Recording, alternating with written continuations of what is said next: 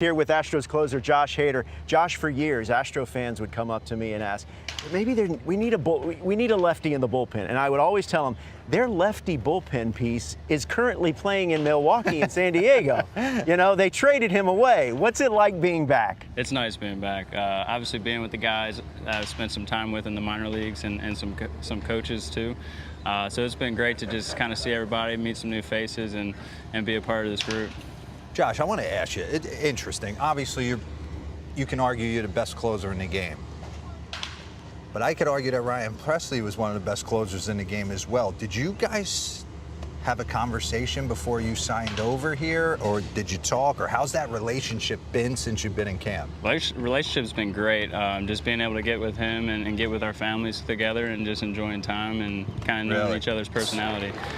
You can never have too many good pieces in the bullpen. So it's great to be a part of something that's already been great. So just to be able to be a part of the bullpen, Brian, Ryan, and everybody else, I mean, couldn't ask for much more. So how do you go about preparing for a season? Where are you at right now? What are you working on?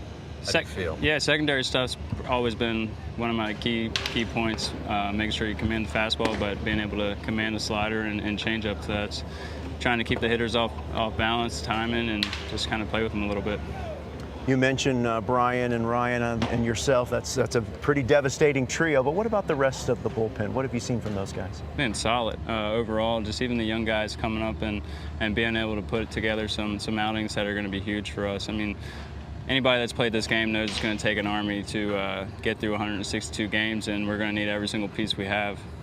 You hear so much talk about, like, at least when I was coming out, those guys got an invisible fastball. Do you dive into the analytics of why you're able to just blow heaters consistently by good big league hitters? Over time, I've known, just based off of what guys have told me. But overall, like when I first came up, no, that's kind of just always how I threw the fastball. You know, elevation was always the part where I've succeeded, so I always stayed where I succeeded.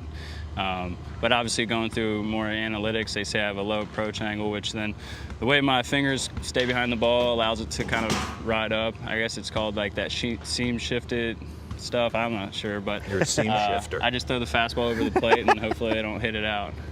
The seam shifter, you know, is that could be like a nickname, maybe something we'll have to workshop. My last question for you: you've obviously pitched at the highest level. You pitched in postseason games.